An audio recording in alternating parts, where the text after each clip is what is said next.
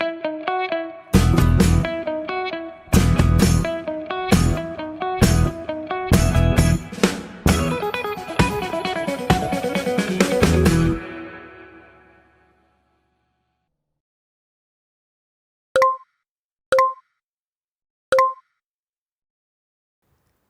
ప్రార్థన అనే కార్యక్రమానికి ప్రియ తల్లులందరికీ స్వాగతం. మొట్టమొదటగా టీచర్స్ అందరికీ కూడా హ్యాపీ టీచర్స్ డే.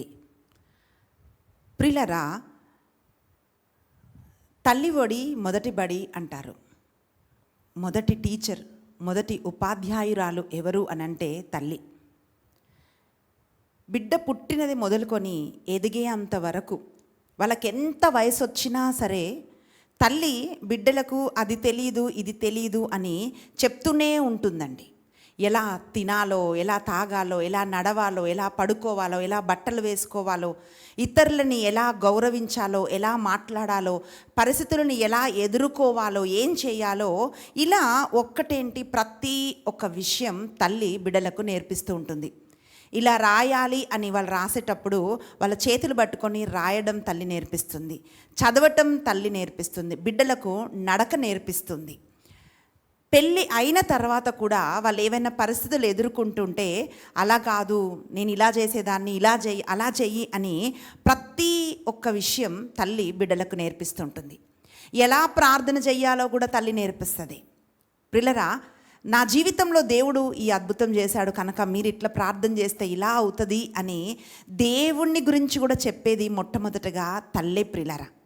అయితే తల్లి ఒక టీచర్ లాగా బిడ్డలని నడిపిస్తున్న కొన్ని సందర్భాలు ఉంటాయి. కానీ కొన్నిసార్లు ఒక పరిస్థితి వచ్చేస్తుంది. ఆ పరిస్థితి ఏంటి అంటే ఇది ప్రతి తల్లి ఎదుర్కొంటుందండి. అందరూ చెప్పేది వింటారు పిల్లలు, కానీ అమ్మ చెప్పిన మాట మాత్రము వినరండి. కారణము అమ్మ మళ్ళీ స్టార్ట్ చేసింది అంటారు ఏదైనా చెప్తుంటే. తల్లికి ఏంటంటే అతి ప్రేమ వల్ల బిడ్డలకు ఏమైనా నష్టం కలుగుతుందేమో, ఎక్కడైనా తప్పుటడుగు వేస్తారేమో, దానివల్ల ఏమైనా హాని కలుగుతుందో, నష్టం అవుతుందో, నా బిడ్డలు ఏమైనా ఇబ్బంది పడతారేమో అని తల్లి ప్రేమ వల్ల చెప్తుంటున్నప్పుడు బిడ్డలకు ఏమనిపిస్తుంది అంటే, అమ్మ మళ్ళీ స్టార్ట్ చేసినవి ఎందుకమ్మా, ఎన్నిసార్లు చెప్తావమ్మా, ఒక్కసార్లు చెప్తే సరిపోదా అని అంటారు.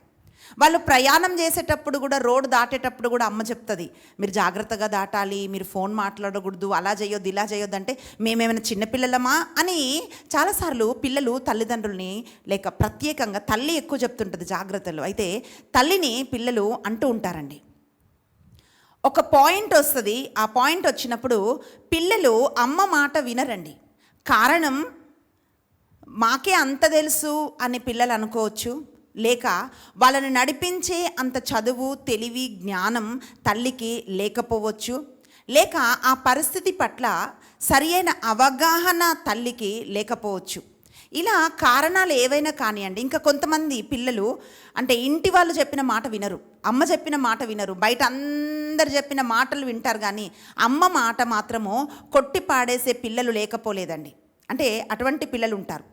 ఇంకా కొన్నిసార్లు తల్లి అంత చదువుకోలేదు, అంత జ్ఞానం లేదు, ఆమెకేం తెలీదు అని అంటే ఆమె మంచి మాట చెప్పినా సరే పిల్లరా ఆ మాట వాళ్ళు వినకుండా అంటే ఇలా పెడచెవిన పెట్టేస్తూ ఉంటారు. అమ్మ నడిపించే ఒక సమయం ఉంది, అమ్మ నడిపించలేని ఒక సమయంలో ఉంది. కొన్నిసార్లు ఎప్పుడు బిడ్డల వెంట తల్లి ఉండదు నడిపించడానికి. ఇప్పుడు చూడండి, చాలామంది పిల్లలు అబ్రాడ్లో చదువుతున్నారు. ఇక్కడ ఉన్నప్పుడైతే మనం చూస్తాం ఏం తింటారో, స్నేహితులు ఎవరో, ఎక్కడికి వెళ్తారో, ఏం చేస్తారో అన్నీ మనం చూస్తూ ఉంటాం. కానీ బిడ్డలు ఎక్కడో ఉన్నప్పుడు ప్రతి నిమిషం వాళ్ళు ఎదిగినప్పుడు, కాలేజెస్కి వెళ్తున్నప్పుడు, ఉద్యోగాలు చేస్తుంటున్నప్పుడు, బయట స్నేహితులతో వాళ్ళు తిరుగుతుంటున్నప్పుడు ప్రతి నిమిషము వాళ్ళు తీసుకునే ప్రతి నిర్ణయంలో, ప్రతి అడుగులో, ప్రతి ఒక్క దాంట్లో మనము సలహాలు ఇచ్చి మన బిడ్డలతో ఉండి మనం నడిపించే ఒక పరిస్థితి మనకు ఉండదండి. అంటే వాళ్ళు చేసే ప్రతి నిర్ణయంని మనం చేయలేం వాళ్ళ కోసము. అలాగే పిల్లరా, వాళ్ళకు అనేక రకాల శోధనలు ఉంటాయి. అవన్నీ కూడా తల్లిదండ్రులకి వాళ్ళు చెప్పలేరు. ప్రత్యేకంగా కొంతమంది ఇంట్లో తల్లికి వాళ్ళు చెప్పరు. హృదయంలో అనేకమైన ఆలోచనలతో వాళ్ళు సతమతం అయిపోతూ ఉంటారు. అవి తల్లికి తెలియదు. ఏది కనిపిస్తుందో, ఏది అమ్మ గమనిస్తుందో, ఏది కనిపెట్టుకుంటుందో దాన్ని మాత్రమే తల్లి బిడ్డలకు చెప్పగలుగుతుంది, కానీ అన్ని విషయాలు తల్లి చెప్పలేదండి. ప్రియులారా, ఈరోజు మనం ధ్యానిస్తున్న అంశం ఏమిటి అంటే ఈ టీచర్స్ డే ఈరోజు మనం అందరం సెలబ్రేట్ చేస్తున్నామండి. అయితే ఎలాగైతే ఉపాధ్యాయులు, టీచర్స్ ఒక మంచి భవిష్యత్తుని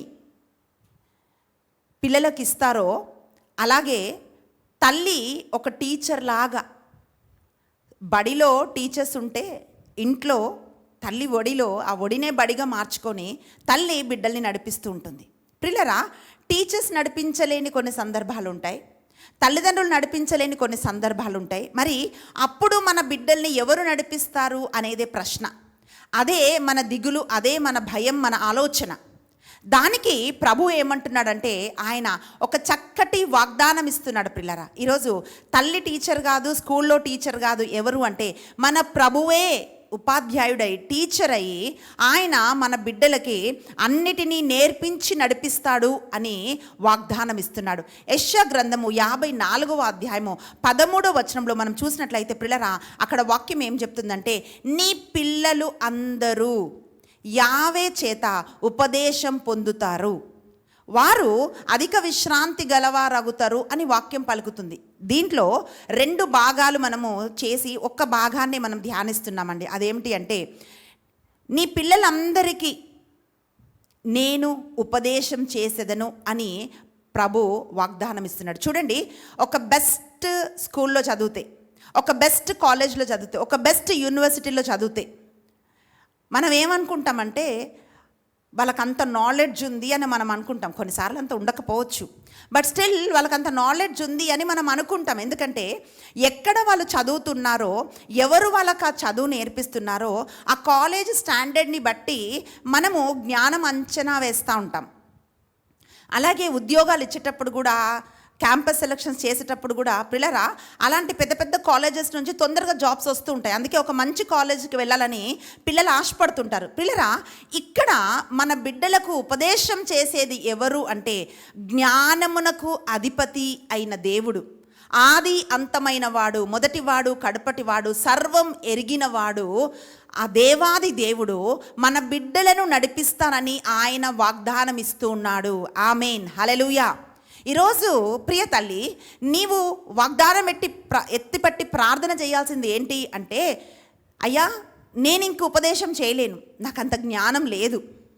కొన్నిసార్లు తల్లులు నడిపించలేకపోతారు. ఒకరోజు మా బాబు నన్ను అడిగాడు, మమ్మీ ఇది తీసుకోవాలా అదా ఇదా అని మాట్లాడుతున్నాడు. వాడు బీటెక్ వెళ్ళే ముందు. నేను చెప్పాను, నాకు అంత జ్ఞానం లేదు, బైబిల్ చదవటం, బైబిల్ చెప్పటం తప్ప మిగతా దాంట్లో నాకు అంత పెద్ద జ్ఞానం లేదు, నాకు అంత లేదు నాన్న, నువ్వెవరినైనా మంచిగా అడిగి నువ్వు చెయ్యమని చెప్పా. అంటే ప్రియులారా, నేను చెప్పాను నా జ్ఞానం బైబిల్లోనే, దేవుడు ప్రార్థనలోనే, దేవుడు వాక్యంలోనే. మిగతా చాలా విషయాలు నాకు తెలియదు. నాకు తెలియని విషయాలు నేను నా బిడ్డల్ని నడిపించలేను. కానీ నేను చేయగలిగింది ఏంటో తెలుసా?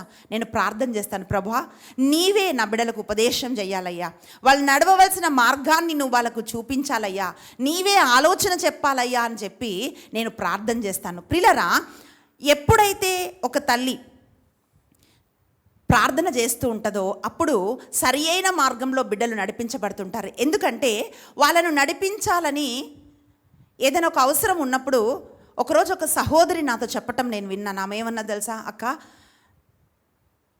నా బాబు చాలా బాగా చదివేవాడు, కానీ ఎప్పుడైతే ఒక ఫ్రెండు వాడికి పరిచయం అయ్యాడు, వాడు నా బాబుని మొత్తం నాశనం చేశాడక్క. తాగటము, స్మోకింగ్ చేయటము, ఈ పిచ్చి పిచ్చి పనులన్నీ చేయటము, అంటే ఇలా పాడు చేశాడు అని అంటుంది. అంటే స్నేహితుడు మిస్గైడ్ చేశాడు, చెడు అలవాట్లు నేర్పించాడు. మనం అంటుంటాం, ఎక్కడ నేర్చుకొచ్చావురా ఇవన్నీ, ఎవరు నేర్పించారా అని అంటాం. అంటే ఎవరో ఒకరి దగ్గర నుంచి మనం నేర్చుకుంటూ ఉంటాం. ప్రియులారా, ఈరోజు దేవుని వాక్యం ఏం చెప్తుందంటే, కొన్నిసార్లు కొంతమంది అంటుంటారు పరిస్థితుల వల్ల ఇలా చేయాల్సి వచ్చింది. అంటే పరిస్థితులు మనని ఫోర్స్ చేస్తాయి, పరిస్థితులు మనని బలహీనపరుస్తుంటాయి అవి చేయడానికి. పరిస్థితుల వల్ల ఇలా చేయాల్సి వచ్చింది, లేకపోతే నేను ఇది చేసే వ్యక్తి కాదు అంటారు కొంతమంది. ప్రియులారా, పరిస్థితులు మిమ్మల్ని నడిపించవచ్చు తప్పుదారిలో, మనుషులు మిమ్మల్ని నడిపించవచ్చు తప్పుదారిలో, తప్పు సలహాలు ఇవ్వచ్చు. ఎందుకంటే కొంతమంది వీళ్ళకి మంచి సలహా ఇస్తే వీళ్ళు ఎక్కడ బాగుపడిపోతారో అని కావాలని తప్పుడు సలహా ఇచ్చే వాళ్ళు ఉంటారు, తప్పు మార్గంలో నడిపించే వాళ్ళు ఉంటారండి. అది మనుషుల నైజం, మనుషుల ఆ స్వభావం ప్రియులారా. నేను అందరూ అనట్లేదండి, అలా ఎక్కువ సాధారణంగా అలా ఉంటూ ఉంటారు. కొంతమంది బంధువులు మంచి సలహా ఇస్తే వీళ్ళు మాకంటే పైకి వెళ్ళిపోతారేమో అని అలా మంచి సలహా ఇవ్వని వాళ్ళు కూడా ఉంటారు. అయితే ప్రియులారా, ఈరోజు ఒక మనిషి కాదు, పరిస్థితి కాదు, స్నేహితులు అని పిలువబడుతూ మోసం చేసేవాళ్ళు కాదు, శత్రువులు కాదు, వీళ్ళెవరు కాదు, దేవుని వాగ్దానము. ఒక శక్తివంతమైన మాట ఏమిటి అంటే యెషయా గ్రంథము 54వ అధ్యాయము 13వ వచనము. ప్రతి ఒక తల్లి క్లెయిమ్ చేస్తూ ప్రార్థన చేయాలి. అదేమిటి అంటే, నీ పిల్లలందరికీ నేను ఉపదేశం చేసేదను. పిల్లరా, ఇక్కడ 2 మాటలను గమనించాలి. అదేమిటి అంటే పిల్లల అందరికీ అనే ఒక మాట. ఇప్పుడు ఒక్కొక్కరికి ఒకరే సంతానం ఉండొచ్చు, ఇంకొకరికి 2 ఉండొచ్చు, 3 ఉండొచ్చు. కానీ దేవుడు ఏమంటున్నాడంటే, చూడండి, 2 కళ్ళు ఎలాగో 2 పిల్లలున్నా 3 పిల్లలున్నా అందరిపైన తల్లికి అదే ప్రేమ ఉంటుంది.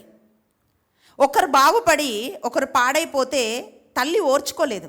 తప్పిపోయిన కుమారుడు ఉపమానంలో మనం చూస్తే చిన్నవాడు తప్పిపోయాడు, పెద్దవాడు తండ్రితో ఉన్నాడు, కానీ తండ్రి ఎదురు చూస్తున్నాడు చిన్నవాడి కోసం. అలా ఒకరు బాగా చదువుకొని ఒకరు బాగుండి ఇంకొకరు బాగలేకపోతే తల్లికి అది వేదన. ఒకరు బాగున్నారు కదా సరేలే అని తల్లి అనుకోదు. ఆ 2 బిడ్డల కొరకు తల్లి రోదిస్తుంది, ఏడుస్తుంది. కానీ ఈరోజు ప్రియ తల్లి, దేవుడు ఏం వాగ్దానం ఇస్తున్నాడంటే, ఒక్కరిని కాదు, నీ పిల్లలందరికీ, వారు ఒకరు కానీ 2 కానీ 3 కానీ ఎంతమంది అన్న కానీ ఆయన ఏం వాగ్దానం ఇస్తున్నాడంటే, నీ పిల్లలందరికీ నేను ఉపదేశం చేసేదను అని ఆయన అంటున్నాడు. All children taught by God అని మనం చదువుతున్నాం ఇంగ్లీష్ బైబిల్లో. ప్రియులరా, అంటే మనుషుల చేత కాదు. నేను ఇంతకుముందు చెప్పినట్టు మనుషులు నడిపిస్తే మనం ఎక్కడ బాగుపడిపోతామో అని తప్పుదారిలో పట్టించే ఒక అవకాశం ఉందండి. కానీ ఇక్కడ ప్రభువే స్వయముగా ఆయన మన బిడ్డల్ని నడిపిస్తానని ఆయన వాగ్దానం ఇస్తున్నాడు ప్రియులారా. అంటే దేవుడే మన బిడ్డలని నడిపించే ఒక బాధ్యతని ఆయన తీసుకుంటున్నాడు. ఒక వాగ్దానం ఇస్తున్నాడు, నేను నడిపిస్తా నీ బిడ్డలని అని ప్రతి తల్లికి దేవుడు వాగ్దానం ఇస్తున్నాడు. ప్రియులారా, తల్లి వెళ్ళలేని చోటకి దేవుని స్వరం వెళ్తుంది. తల్లికి జ్ఞానం లేకపోతే దేవుని జ్ఞానం ఆ బిడ్డల్ని నడిపిస్తుంది.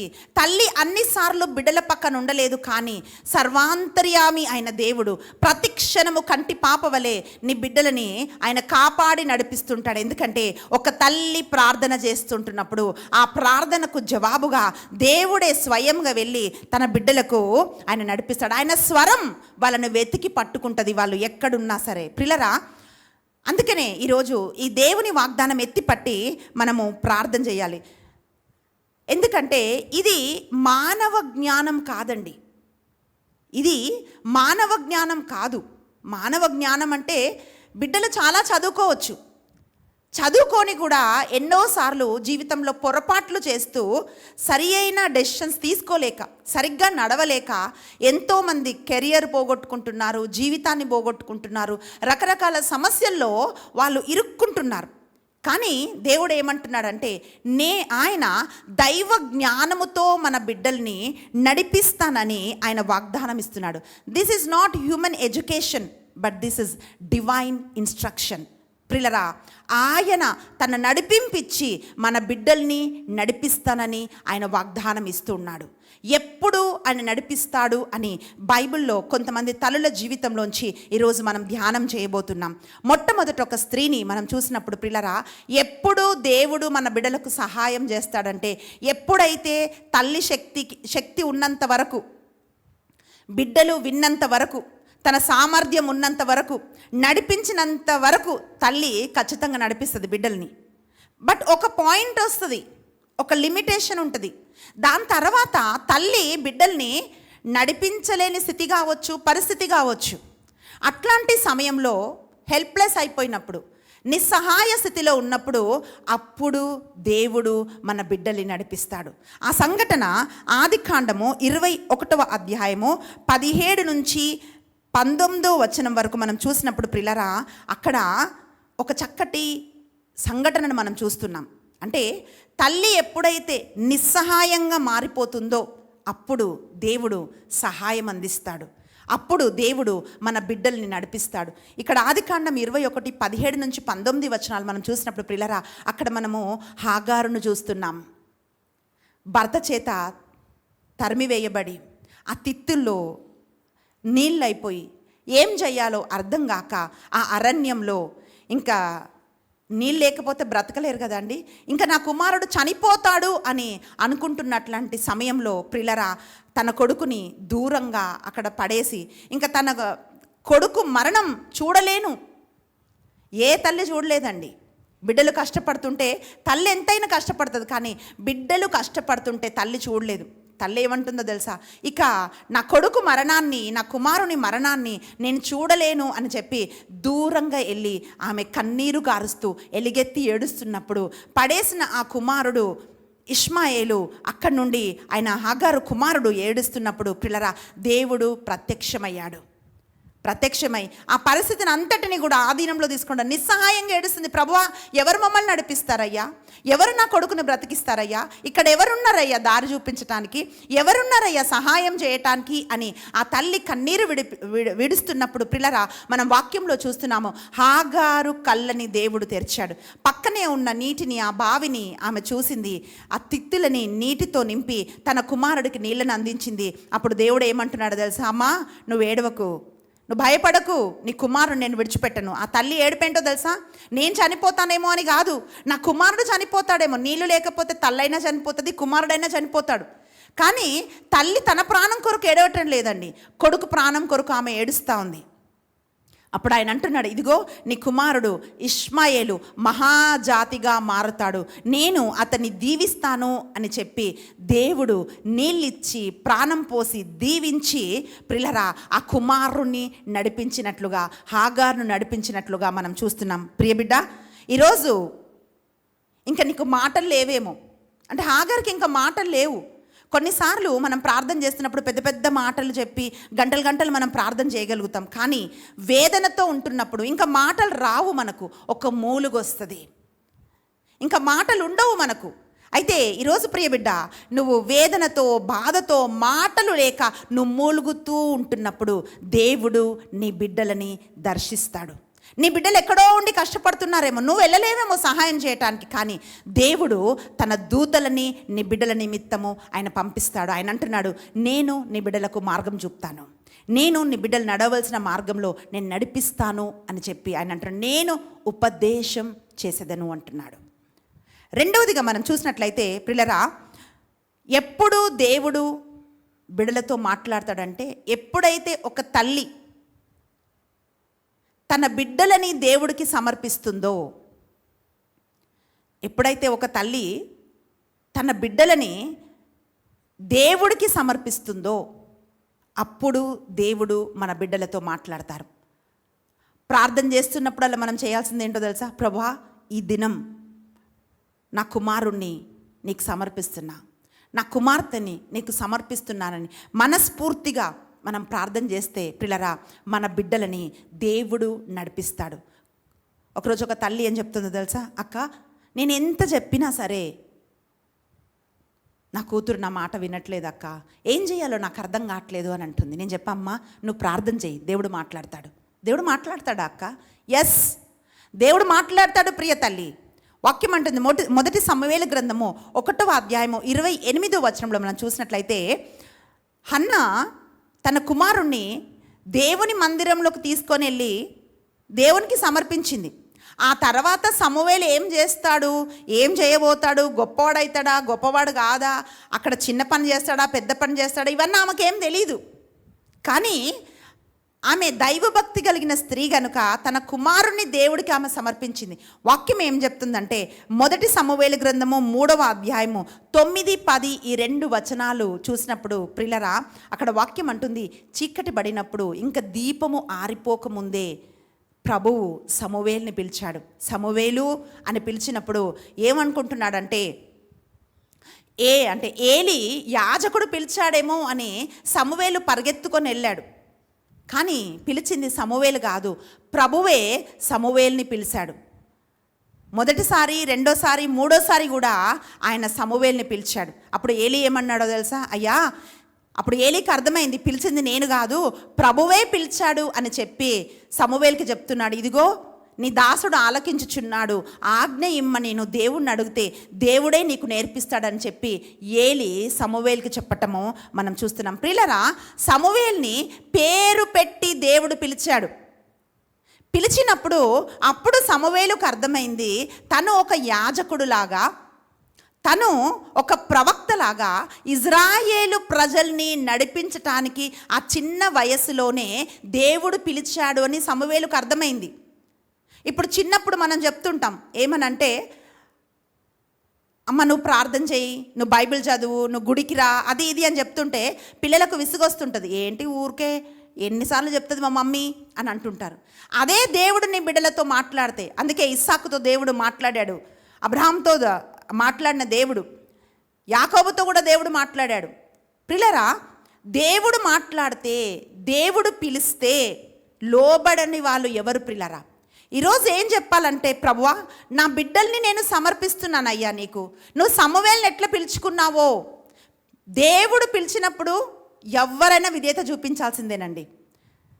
సమూవేల్ని పిలుచుకున్న నీవు నా బిడ్డల్ని కూడా పిలిచి నడిపించయ్యా అని చెప్పి మనం ప్రార్థన చేయాలి. అన్న సమర్పించినట్లుగా మన బిడ్డలని ప్రతి దివ్య బలి పూజలో, ప్రతి ప్రార్థనలో, ప్రతి దినం మనము వారి కోసం మనం ప్రార్థన చేసి దేవుడి చేతిలోకి మనం వాళ్ళని సమర్పించాలి. ప్రియులారా, ఈరోజు మనం చేయాల్సింది ఏంటో తెలుసా? అప్పుడు ఆయన గురువై, ఇప్పుడు బిడ్డలు ఎక్కడ వెళ్ళి నేర్చుకుంటారండి? క్లాస్ రూమ్లో నేర్చుకుంటారు కదా. బట్ ఆయన సన్నిధే ఒక తరగతి గదిలాగా మారుతుంది. ఆయనే ఒక బోధకుడై, రబ్బీను అంటే బోధకుడై ఆయన మన బిడ్డలకి నేర్పిస్తాడు, నడిపిస్తాడు. ప్రియులారా, మొదటిగా తల్లి నిస్సహాయ స్థితిలో ఉన్నప్పుడు దేవుడు ఆ బిడ్డల్ని నడిపిస్తాడు. తల్లి తన బిడ్డలని దేవుడికి సమర్పించినప్పుడు దేవుడు బిడ్డల్ని నడిపిస్తాడు. మూడవదిగా మనం ఏం చూస్తున్నామంటే, దేవుడు వాళ్ళతోనే స్వయంగా మాట్లాడతాడు. ఇప్పుడు చూడండి, మన బిడ్డలకి మనం ఏమైనా చెప్పామనుకోండి, వాళ్ళకు కొంచెం ఏం చెప్పాలి, జ్ఞానం ఎక్కువైపోయి అన్నీ తెలిసిపోయినప్పుడు మమ్మీకేం తెలుసులే అని అనుకుంటారు. మమ్మీకి ఎంత జ్ఞానం ఉన్నా ఏమున్నా సరే, ఎవరింట్లో అయినా సరే మమ్మీకేం తెలియదులే అని అనుకుంటారు, నాకు అన్నీ తెలుసులే అనుకుంటారు. కానీ పిల్లరా, ఇక్కడ వాక్యం ఏం చెప్తుందంటే, ఇర్మియా గ్రంథము 1వ అధ్యాయము 5వ వచనంలో మనం చూసినట్లయితే వాక్యం ఇలా తెలియజేస్తుంది, నిన్ను తల్లి గర్భంలో నువ్వు రూపింపక మునుపే నేను నిన్ను ఎరిగితిని అంటుంది వాక్యం. రెండోదిగా ఆయన ఏమంటున్నాడంటే, తల్లి గర్భం నుంచి నువ్వు రాక మునుపే నేను నిన్ను ప్రవక్తగా ఎన్నుకొంటిని అని ప్రభు చెప్తున్నాడు. అంటే ప్రియులరా, మనం ఇది మొదటి దినం మనం ఇది ధ్యానించాం. ప్రియులరా, లూకా సువార్త 3వ అధ్యాయము 22వ వచనంలో మనం చూసినట్లయితే ప్రియులరా, తల్లి మరియను గాబ్రియేలు దూత దర్శించి, అమ్మా పరిశుద్ధాత్మ వలన నువ్వు ఒక కుమారుణ్ణి కంటావు అని చెప్పినప్పుడు ఆమె దేవుని చిత్తానికి లోబడింది. కానీ ఆ తర్వాత ఏంటో ఇలా అవుతుంది అలా అవుతుంది అని ఏమీ అక్కడ చెప్పబడటం మనం చూడలేదండి. కానీ ఒకే ఒక మాట, ఆమె దేవుడి చిత్తానికి లోబడిన ఒక స్త్రీ.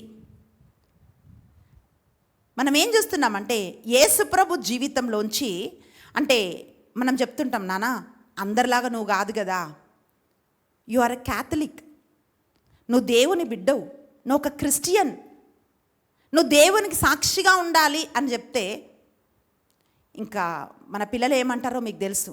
ఈ వాక్యం వింటున్న ప్రతి తల్లికి తెలుసు, ఏంటమ్మా మేము ఇప్పుడే ముసలోళ్ళు అయిపోయామా అది అని రకరకాల ఆన్సర్స్ చెప్తారు. చాలా కష్టం, నీతో చాలా కష్టం అంటుంటారు చాలాసార్లు.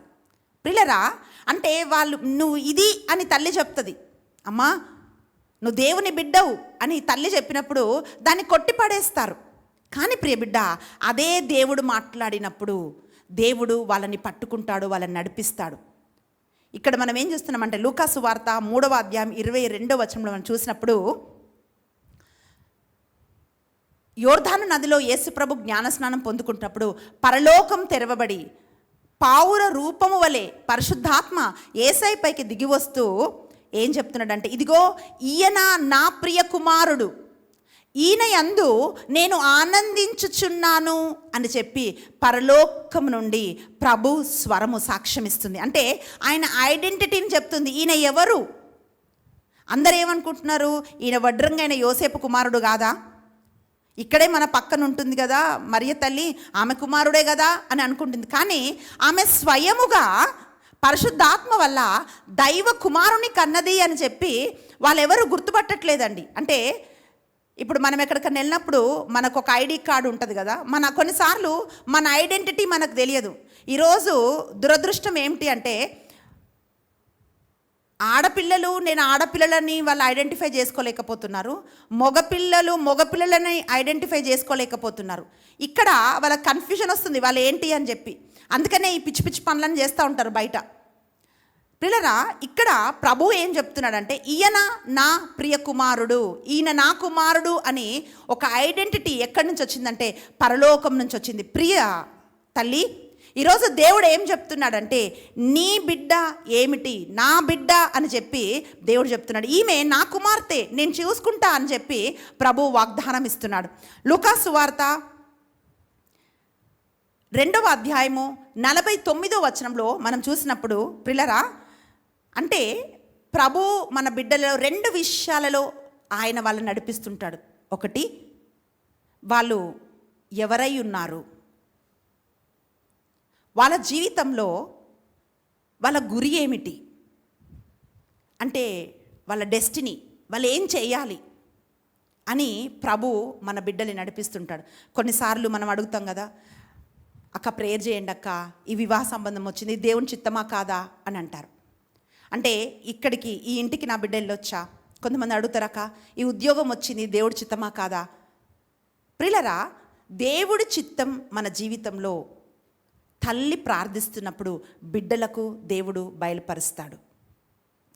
అందుకే లూకా సువార్త 2:49లో మనం చూస్తే వాక్యమే ఏముందో తెలుసా అండి? అక్కడ తల్లిదండ్రులతో పాటు యెరూషలేముకు యేసుప్రభు కలిసి వెళ్ళాడు. కానీ వాళ్ళు తిరిగి వెళ్తుంటున్నప్పుడు తల్లిదండ్రులతో యేసుప్రభు బయలుదేరి వెళ్ళలేదు. వాళ్ళు ఒక రోజు ప్రయాణం అంతా వెళ్ళి చూసుకున్నప్పుడు యేసుప్రభు వాళ్ళతో లేకపోతే అక్కడంతా వెతికి 3 రోజులు అయిన తర్వాత తిరిగి వీళ్ళు యెరూషలేములోకి వచ్చి అక్కడ యేసుప్రభును కనుక్కున్నారు.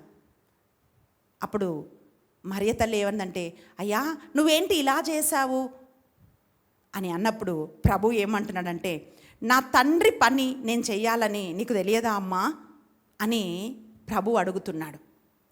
పిల్లరా, ఎవరు ఇన్స్ట్రక్ట్ చేస్తున్నారు యేసుప్రభుకి, ఎవరు నేర్పిస్తున్నారు యేసుప్రభుకి అని అంటే దేవుని స్వరం, దేవుని నడిపింపుతో యెరూషలేములో ఉండి ఆ జ్ఞానుల వచనాలన్నీ కూడా అక్కడ పరిసయ్యులు, బోధకులు, ధర్మశాస్త్రంని వాళ్ళు బోధిస్తుంటున్నప్పుడు ఈయన వేస్తున్న ప్రశ్నలకు చెప్తున్న జవాబులకు మనుషులు ఆశ్చర్యపోయారు అని మనం చూస్తున్నాం.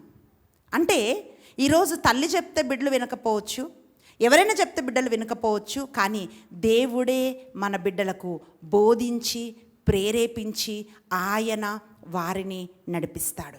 హల్లెలూయా. తల్లి కేవలము కొద్ది వరకు సంరక్షించగలదు, పెంచగలదు, కానీ దానిపైన నడిపించేది దేవుడు మాత్రమే. హల్లెలూయా. మరియ తల్లి దేవుని చిత్తానికి లోబడిన స్త్రీ కనుక ప్రియులరా, యేసుప్రభుని ఎలా తను నడిపించుకుందో, ఎలా ఒక తల్లిలాగా ఉండే ఒక ధన్యత ఆమెకి ఇచ్చాడు. ఈరోజు ప్రతి తల్లి చేయాల్సిన పని ఏమిటో తెలుసా? మన పిల్లలని దేవుని చిత్తంలో నడిపించటానికి మొట్టమొదటిగా మనం దేవుని చిత్తానికి లోబడే తల్లులాగా మనం ఉండాలి. మనం ప్రార్థన చేయాలి, ప్రభువా నా బిడ్డల జీవితంలో నీ చిత్తం ఏంటయ్యా, ఇది చెయ్యి అది చెయ్యి అని మనం అడుగుతాం కదా.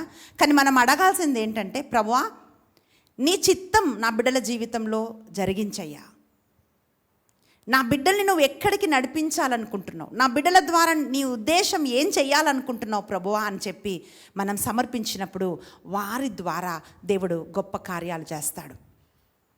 4వదిగా ప్రియులరా, దేవుడు ఎప్పుడు మన బిడ్డలకి బోధిస్తాడు అని అంటే అయోమయమైన పరిస్థితులలో, ఒక కన్ఫ్యూజింగ్ సిచ్యువేషన్స్లో, సమయాలలో. అంటే కొన్నిసార్లు మనకు అర్థం కాదు ఏం చేయాలి అని చెప్పి. అట్లాంటి సమయంలో దేవుడు మన బిడ్డల్ని నడిపిస్తాడు పిల్లరా. మనం చూస్తూ ఉన్నాము లూకా సువార్తలో జకర్యా ఎలిజబెత్ అమ్మల కుమారుడు స్నాపకుడగు యోహాను. వృద్ధాప్యంలో ఆమెకు కుమారుడు పుట్టాడు. కానీ ఆయన దేవుని ప్రణాళిక చొప్పున యేసుప్రభు కొరకు ముందు మార్గం సిద్ధం చేసేవాడుగా ఆయన ఉండాలి అని చెప్పి అటువంటి ఒక తలంపుతో దేవుడు ఎలిజబెత్ అమ్మను దీవించాడు. ఆ సమయంలో ఎటువంటివంటే ప్రిలరా, ఆధ్యాత్మికంగా పతనమైపోయిన సమయం.